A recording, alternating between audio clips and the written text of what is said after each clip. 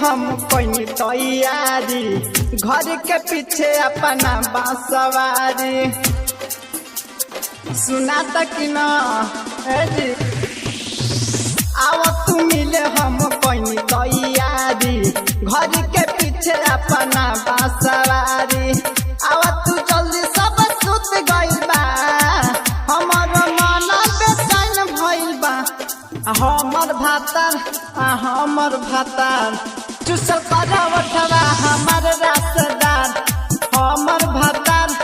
चुसल करवटवा हमर रासदार चुसल करवटवा हमर भातार हमर भातार प्रिया फिल्म्स रिकॉर्डिंग स्टूडियो चकिया।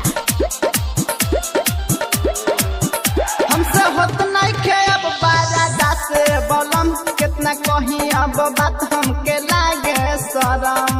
नहीं खे बुझत काजी हमर बावे जवान कमसी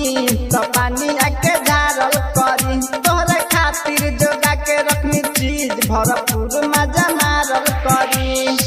धके कमर जोर मारी हाथ जोबन धके दाबी हमर भातार चुसल करवटवा हमर रसदार हमर भातार चुसल करवटवा हमर रसदार चुसल करवटवा हमर भातार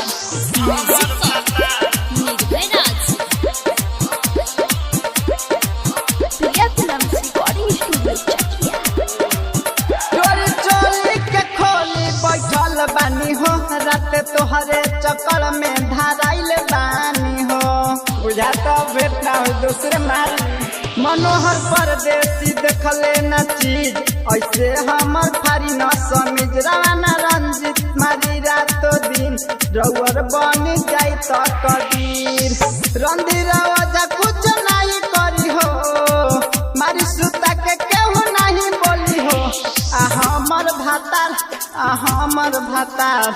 चुसल करी उठवा हमर रसदार हमर भातार चुसल करी उठवा हमर रसदार। प्रिया फिल्म्स रिकॉर्डिंग स्टूडियो चकिया।